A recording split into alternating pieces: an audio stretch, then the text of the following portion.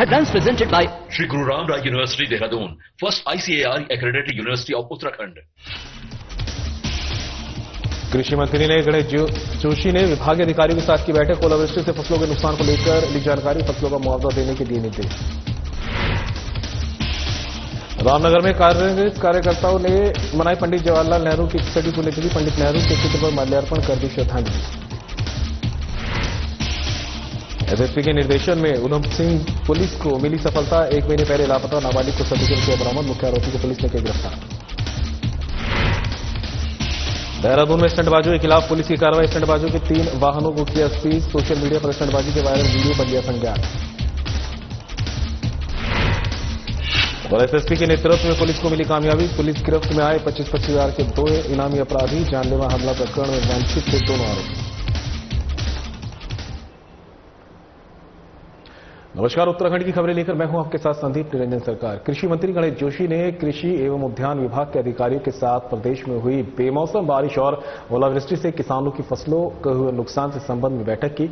बैठक के दौरान कृषि मंत्री गणेश जोशी ने विभागीय अधिकारियों से ओलावृष्टि से फसलों के नुकसान को लेकर विस्तृत जानकारी ली।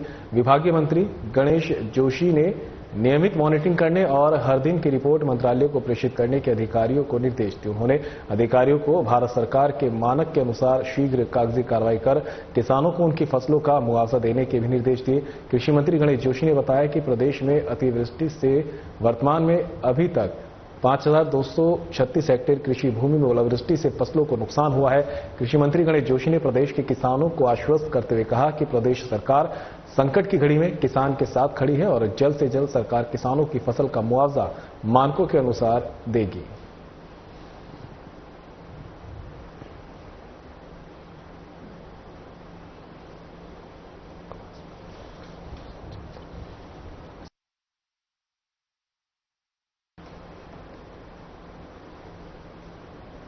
तो वहीं कांग्रेस प्रदेश अध्यक्ष करण माहरा पहुंचे हैं रुद्रपुर, और रुद्रपुर में करण माहरा ने सिटी क्लब में की प्रेस वार्ता। भाजपा सरकार पर जमकर बरसे करण माहरा। बहुत बुरी स्थिति में प्रदेश की कानून व्यवस्था, कहना करण माहरा का। सत्ता के बल पर देश और प्रदेश में अपराधियों को दिया जा रहा संरक्षण। देश के बाद अब प्रदेश में परिसंपत्ति बेचने का किया जा रहा है कार्य। पुलिस व्यवस्था सत्ता के आगे टेक रही घुटने। प्रदेश की कानून व्यवस्था हो रही कमजोर। बीजेपी के कई नेता आपराधिक गतिविधियों में है संलिप्त। हाईकोर्ट की दखल के बाद ही लिया जा रहे हैं जरूरी फैसले।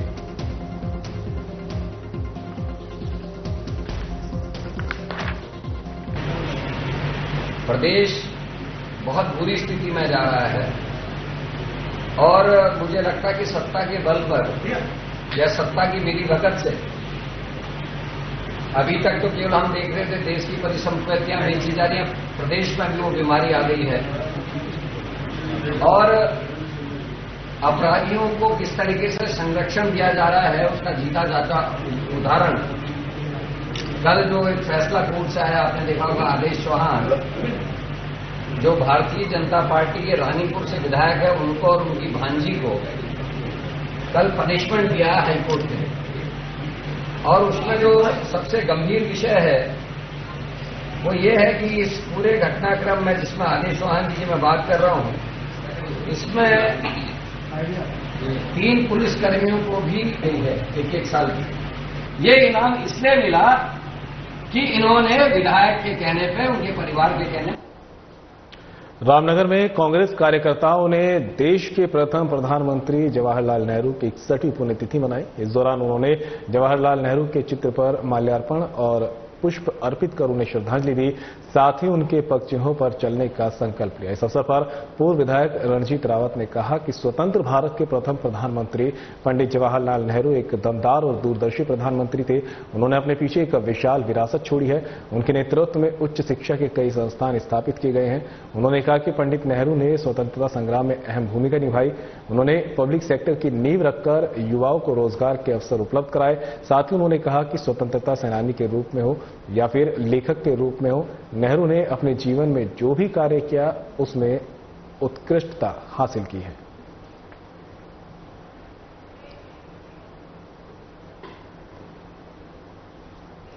फिलहाल रुकेंगे ब्रेक के लिए, कहीं मत जाइएगा, जल्द होंगे हासिल।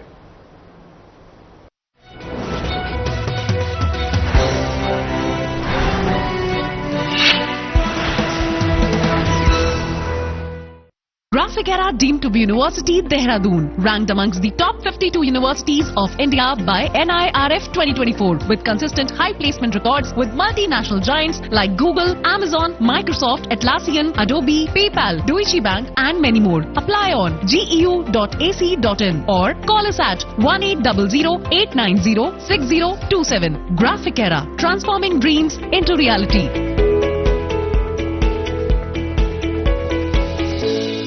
उत्तराखंड देश का मान बढ़ा रहा है। प्राकृतिक संसाधनों से समृद्ध यह प्रदेश अब सतत विकास और आत्मनिर्भरता की ओर तेजी से अग्रसर है। देश के यशस्वी प्रधानमंत्री श्री नरेंद्र मोदी जी के आत्मनिर्भर भारत के संकल्प को साकार करने की दिशा में मुख्यमंत्री पुष्कर सिंह धामी जी के कुशल नेतृत्व में आत्मनिर्भर उत्तराखंड का सपना साकार हो रहा है। जैविक कृषि को अपनी नीति और विकास मॉडल का अभिन्न हिस्सा बनाया है। उत्तराखंड की उपजाऊ भूमि और प्राकृतिक अनुकूलता इसे जैविक आदर्श केंद्र बनाती है, जो न केवल स्वस्थ और प्राकृतिक आहार को बढ़ावा देती है, बल्कि किसानों की आर्थिक समृद्धि और राज्य की हरित अर्थव्यवस्था को भी सशक्त बना रही है। उत्तराखंड सरकार द्वारा बीते 3 वर्षों में जैविक कृषि को बढ़ावा देने के लिए कई योजनाएं शुरू की गई हैं, जिससे प्रदेश को भारत के जैविक हब के रूप में विकसित करने की दिशा में मजबूती मिली है। PKVY के तहत राज्य में 3900 क्लस्टरों में जैविक खेती को प्रोत्साहित किया जा रहा है, जिसके लिए वित्तीय वर्ष 2023-24 में 131.27 करोड़ का बजट प्रावधान किया गया है। कार्बनिक क्लस्टर योजना के माध्यम से किसानों को संगठित रूप से जैविक खेती अपनाने और अपने उत्पादों को एक साझा मंच पर बेचने का अवसर मिल रहा है। जैविक खेती को और अधिक प्रभावी बनाने के लिए सरकार ने किसानों को जैविक प्रमाणन और टैगिंग की सुविधा प्रदान की है, जिससे उनकी उपज को राष्ट्रीय और अंतर्राष्ट्रीय बाजारों में नई पहचान मिल रही है। पर्यावरण संरक्षण और प्राकृतिक संसाधनों के संतुलित उपयोग को भी बढ़ावा दे रही है, जिससे मिट्टी की उर्वरता बनी रहे और जल संसाधनों का संरक्षण हो। उत्तराखंड सरकार की ये पहल न केवल कृषि क्षेत्र को सुदृढ़ कर रही है, बल्कि पर्यावरण संरक्षण और ग्रामीण अर्थव्यवस्था को भी मजबूती प्रदान कर रही है। स्वस्थ माटी, समृद्ध खेती, जैविक कृषि, उत्तराखंड की नई नीति। 11 schools, infinite possibilities. From healing in hospitals to discovery in labs, from art to agriculture. This is more than a campus. This is where futures begin. Shri Guru Ram Rai University, where dreams take flight. Admissions open for 2025 batch.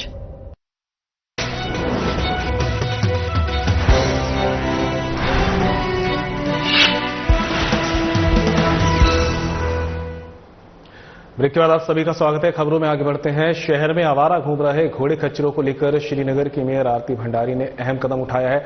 Mayor आरती भंडारी ने कहा कि उन्हें कई लोगों द्वारा शिकायत प्राप्त हुई कि शहर में कई घोड़े खच्चर आवारा घूम रहे हैं। उन्हें ये भी जानकारी प्राप्त हुई कि आवारा घूम रहे पशुओं के स्वामी उनसे काम करवाने के बाद उन्हें सड़क पर छोड़ देते हैं, जिसके चलते अब नगर निगम ने एक कड़ा फैसला लिया है। नगर निगम द्वारा घोड़े खच्चरों के स्वामियों को 2 दिन का समय दिया गया है। अगर 2 दिन के बाद शहर में आवारा घोड़े खच्चर घूमते हुए पाए गए तो निगम उन्हें आवारा समझते हुए जब्त कर लेगा और बाद में उनकी नीलामी की जाएगी। साथ ही पशु स्वामियों को चिन्हित कर आवश्यक कार्रवाई करते हुए जुर्माना वसूला जाएगा। मेयर आरती भंडारी ने आमजन से अपील करते हुए कहा कि सभी नागरिक इस मुहिम में उनका सहयोग दे, ताकि शहर को सैर की व्यवस्था बनी रहे और पशुओं को दुर्घटनाओं से बचाया जा सके। विगत कई दिनों से कई लोगों द्वारा यह शिकायत की गई है कि शहर में आवारा घोड़े खच्चर खुलेआम सड़कों में घूम रहे हैं। यह भी संज्ञान में आया है कई घोड़े खच्चर मालिक घोड़े खच्चरों से काम करवाने के बाद उन्हें सड़कों में खुला छोड़ देते हैं, जिससे यातायात में बाधा उत्पन्न हो रही है और दुर्घटना का खतरा भी बना हुआ है। ऐसे में नगर निगम द्वारा यह निर्णय लिया गया है कि सभी पशु मालिकों को 2 दिन का समय दिया जाता है।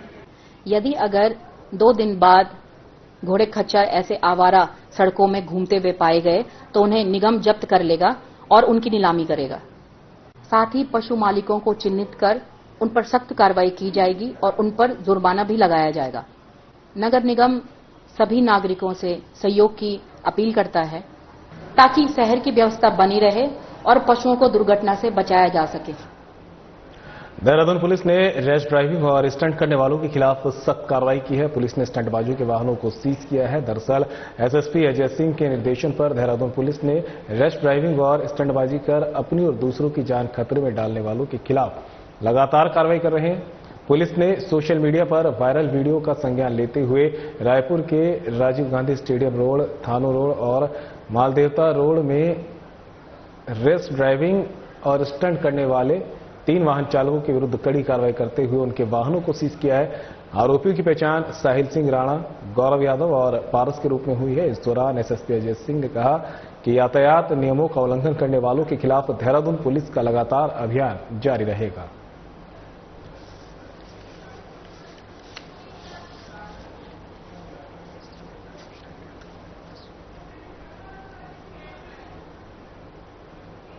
तो वहीं एसएसपी मणिकांत मिश्रा की अथक मेहनत लाई रंग, ये खबर आप तक पहुंचा रहे जहां पर एसएसपी मणिकांत मिश्रा की अथक मेहनत और सूझबूझ लाई रंग। एसएसपी के निर्देशन में पुलिस को मिली बड़ी सफलता। 1 महीने पहले लापता हुई नाबालिग को सकुशल किया बरामद की गई नाबालिग प्रथा की उम्र 14 वर्ष। मामले में मुख्य आरोपी दानिश को पुलिस ने किया गिरफ्तार। पीड़ित पिता ने 28 अप्रैल को बेटी की घर से लापता होने की दी थी तहरीर। एसएसपी ने मामले को गंभीरता से लिया। एसएसपी ने 4 विशेष टीमों का किया था गठन। टीमों में सर्विलांस, एसओजी और साइबर टीमें रही शामिल। टीमों ने तकनीकी पड़ताल और संभावित ठिकानों पर दी दबिश। उत्तराखंड के विभिन्न जनपदों सहित उत्तर प्रदेश, दिल्ली, हरियाणा, हैदराबाद, चेन्नई, बेंगलुरु और मध्य प्रदेश जैसे कई राज्यों में भी पुलिस टीम ने की छापेमारी। कड़ी मशक्कत के बाद पुलिस ने आरोपी को किया गिरफ्तार। एसएसपी मणिकांत मिश्रा की थानाध्यक्ष खेला और उनकी टीम को इनाम देने की घोषणा। सफल कार्य के लिए टीम को 10,000 और साइबर टीम को 5,000 रुपए का इनाम। यह सफलता पुलिस के समर्पण, व्यावसायिकता और जन सुरक्षा के प्रति उनकी प्रतिबद्धता का प्रतीक ही कहना है एसएसपी मणिकांत मिश्रा का। इस सफल ऑपरेशन से समाज में सौहार्द बनाए रखने में भी मिलेगी मदद।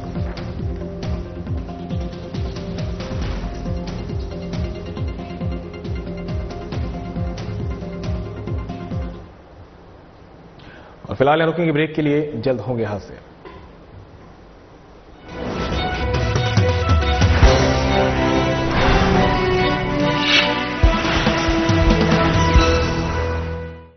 Traffic deemed to be University Dehradun, ranked amongst the top 52 universities of India by NIRF 2024 with consistent high placement records with multinational giants like Google, Amazon, Microsoft, Atlassian, Adobe, PayPal, Deutsche Bank and many more. Apply on geu.ac.in or call us at 1800-890-6027. Graphic Era, transforming dreams into reality.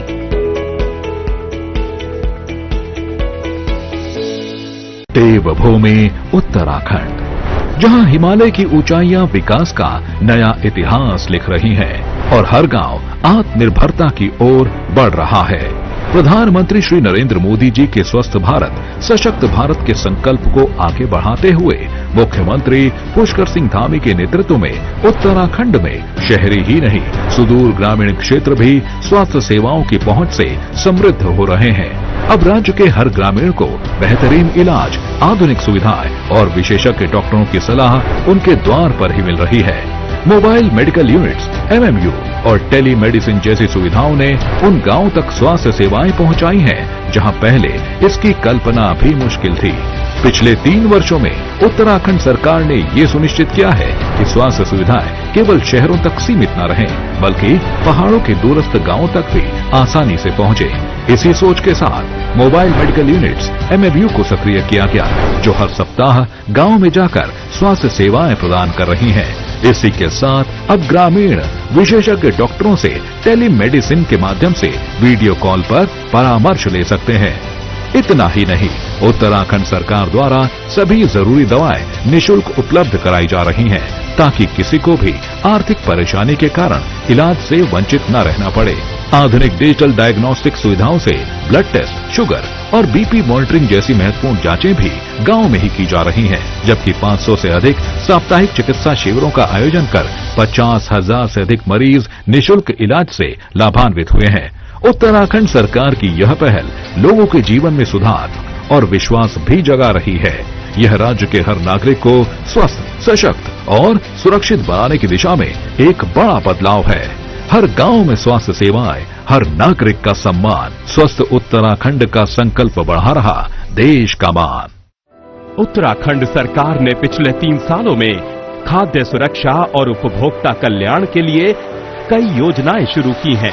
मुख्यमंत्री पुष्कर सिंह धामी के नेतृत्व में विभाग ने सार्वजनिक वितरण प्रणाली को सशक्त किया, जिससे राज्य के प्रत्येक जरूरतमंद नागरिक तक खाद्यान्न और ऊर्जा पहुंचाने की प्रक्रिया आसान और पारदर्शी हुई है। प्रधानमंत्री उज्ज्वला 2.0 के तहत ग्रामीण क्षेत्रों में 5 लाख से अधिक गरीब परिवारों को रसोई गैस कनेक्शन दिए गए, जिससे उन्हें स्वच्छ और सुरक्षित ऊर्जा मिल रही है। मुझे सरकार की तरफ से उज्ज्वला सिलेंडर मुफ्त मिलता है और मैं सरकार की इन योजना से बहुत खुश हूँ।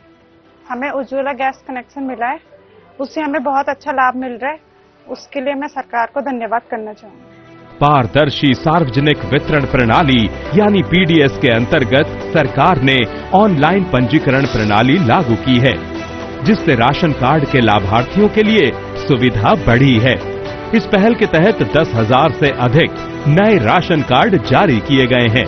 उत्तराखंड सरकार ने गरीबों को सस्ती दरों पर खाद्यान्न उपलब्ध कराने के लिए सरकारी राशन दुकानों के माध्यम से अनाज की दरों में कटौती की है, जिससे आर्थिक रूप से कमजोर वर्ग के लोगों को लाभ मिल रहा है।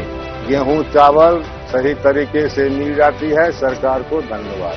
पति मेरा नहीं है, राशन मिलता है फ्री में, इसी से गुजारा करता हूँ। 3 बच्चे हैं मेरे। उत्तराखंड सरकार की ये योजनाएं सिर्फ विकास नहीं, बल्कि हर जरूरतमंद के सपनों को साकार करने का संकल्प है। जब हर घर में भोजन होगा, जब हर रसोई में उजाला होगा, तब उत्तराखंड वाकई आत्मनिर्भर और समृद्ध बनेगा। हर घर अन्न, हर घर उजाला, खुशहाल उत्तराखंड की यही पहचान।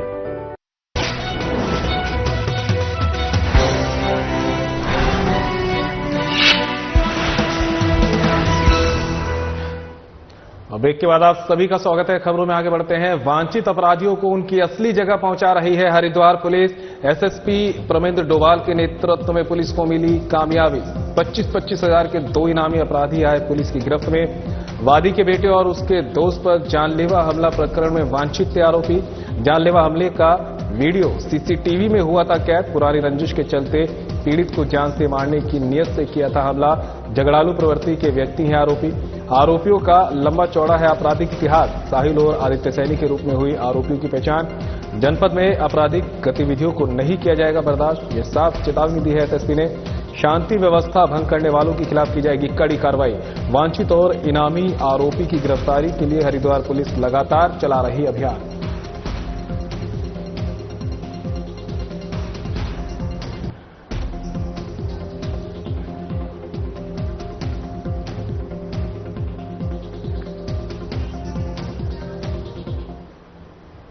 तो वहीं अवैध निर्माणों पर एमडीडीए का हल्ला बोल, ये खबर आप तक पहुंचा रहे हैं। अवैध निर्माणों पर एमडीडीए की कार्रवाई लगातार जारी। किसी भी राजनीतिक दबाव में नहीं रुकेगी अवैध निर्माणों पर कार्रवाई, ये साफ कहना है वीसी बंसीधर का। अवैध निर्माणों पर वीसी तिवारी, सचिव बर्णिया के निर्देश और उप सचिव योगेश मेहरा के आदेश पर हुई बड़ी कार्रवाई। 3 बड़े अवैध निर्माणों को किया सील। निर्मल ब्लॉक में विजय रावत, वीरपुर खुर्द में ऋतु गुप्ता और हीरालाल मार्ग पर सुरेंद्र खोसला के अवैध निर्माण को किया सील। 3 सीलिंग अवैध निर्माणकर्ताओं ने उप सचिव योगेश मेहरा को दिया शपथ पत्र। दीपक चुग, तुलसी देवी और पंकज पाहवा ने दिया शपथ पत्र। 3 दिन में स्वीकृत मानचित्र से अधिक बने निर्माण का कराएंगे कंपाउंड। जिस निर्माण का कंपाउंड नहीं होगा तो उसका स्वयं करेंगे ध्वस्तीकरण। इन तीनों पर उप सचिव योगेश मेहरा, एमडीडीए और मीडिया की रहेगी नजर। 3 दिन में कंपाउंड नहीं कराया तो होगी सीलिंग की कार्रवाई। ऋषिकेश के 5 जोनों में देहरादून और ऋषिकेश एमडीडीए की संयुक्त टीम का अवैध निर्माणों के खिलाफ अभियान। एमडीडीए का राजस्व बढ़ाना हमारी प्राथमिकता। निर्माण शुरू करने से पहले सभी प्राधिकरण से कराए मानचित्र स्वीकृत, नहीं तो निर्माण माना जाएगा अवैध।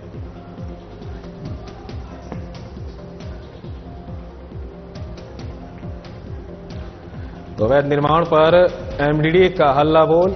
अवैध निर्माणों पर एमडीडीए की कार्रवाई लगातार जारी, किसी भी राजनीतिक दबाव में नहीं रुकेगी। अवैध निर्माणों पर कार्रवाई, ये साफ कहना है वीसी बंशीधर तिवारी का।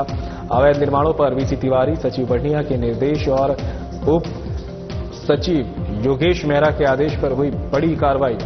3 बड़े अवैध निर्माणों को किया गया सील।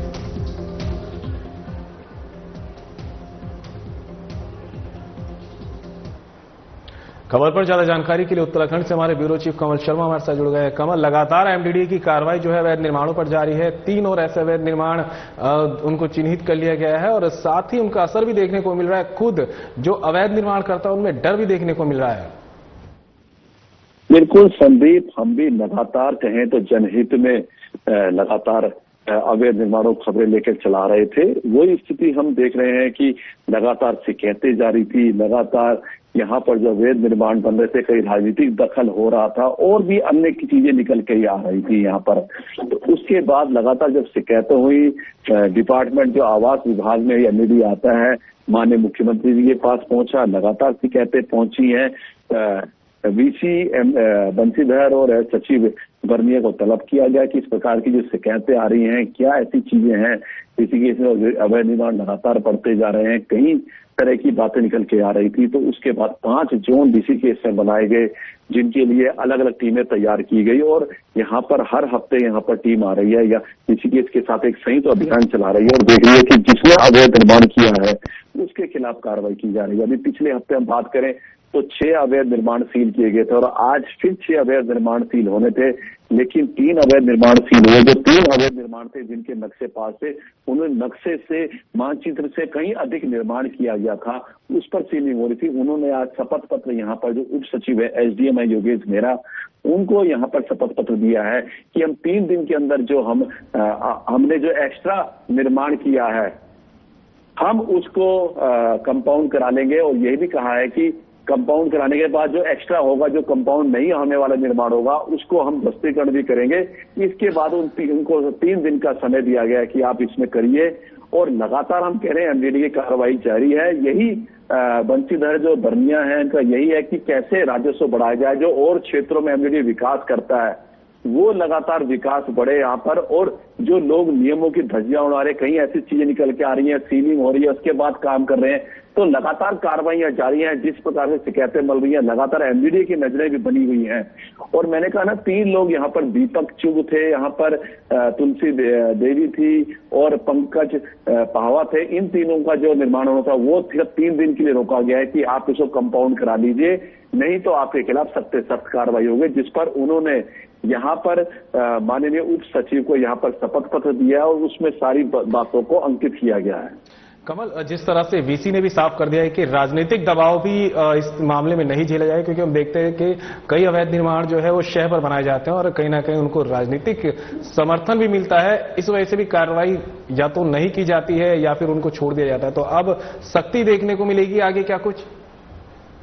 बिल्कुल, आप देख भी रहे होंगे संदीप, लगातार यहाँ पर सख्ती मिल रही है। मैंने कहा ना, विभाग पहले यहाँ के माननीय मंत्री जी पे था, उनका यहाँ पर रिजाइन हुआ, अब जो विभाग है वो माननीय मुख्यमंत्री पे चला गया। तो अब जितने भी राजनीतिक दबाव है वो सारे खत्म हो गए हैं और जो नियम कानून है एमडीडीए के, आप उनके अनुसार काम करिए जी। अगर आपने व्यवसायिक निर्माण करना है तो व्यवसायिक नक्शा पास करिए, मानचित्र, अपना घर बनाना, घर का निर्माण कीजिए। लेकिन यहाँ पर क्या होता है कि कुछ बनाया, क्या बना दिया, कोई किसी के नियम कानून का नहीं किया। अब जब कार्रवाइयां हो रही हैं तो यहाँ पर जो कुछ छुटभइये नेता बने हुए हैं इधर उधर के, वो कहीं ना कहीं ज्यादा परेशान दिखाई दे रहे हैं। तरह तरह के आरोप प्रत्यारोप लगातार लगते जा रहे हैं। पर इन चीजों पे सबसे बड़ी बात है, एमडीडीए का यही कहना है कि जो हमारे मानक हैं, जो हम उसमें 19-21 तो हो सकता है, लेकिन आप नक्शा तो पास कराइए यहाँ पर। तो इस प्रकार की बातें निकल के आ रही हैं और यही मैंने कहा कि जो लगातार और आगे भी ये अभिक्रम जारी रहेगा।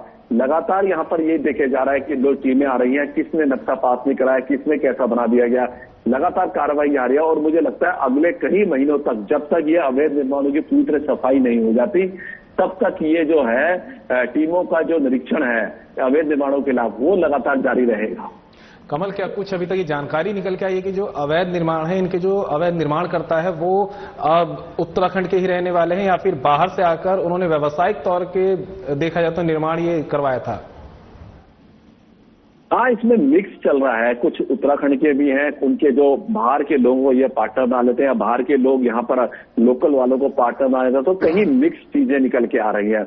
और सबसे बड़ी बात है, कई जगह तो ऐसे ही हैं, कुछ नहीं है और बड़ी बड़ी चीजें बनती जा रही हैं लगातार, बिल्कुल भी मानकों का ध्यान नहीं रखा जा रहा है। तो वही चीज है कि अब एमडीडीए बिल्कुल सख्त हो चुका है। बहुत बड़ी बड़ी शिकायतें एमडीडीए के पास पहुंची हैं, जिसके पास बहुत बड़े निर्णय वीसी और सचिव ने जिसके पास लिए हैं, और हर हफ्ते वहां से काफी 20-25 लोगों की टीम आ रही है। यहाँ की जो टीम है वो उनके साथ संयुक्त रूप से अवैध निर्माणों के खिलाफ अभियान चला रही है। और अवैध निर्माण वाले अब कहीं ना कहीं बहुत परेशान से हैं। पहले जो ले दे के काम हो जाता था वो सारा है। आप भी नजर बनाए रखिएगा, आपसे तमाम जानकारी इस मामले पर लेते रहेंगे। फिलहाल अभी तमाम जानकारी के लिए आपका बहुत बहुत शुक्रिया। और फिलहाल बुलेटिन में मेरे साथ इतना ही, दीजिए इजाजत, नमस्कार।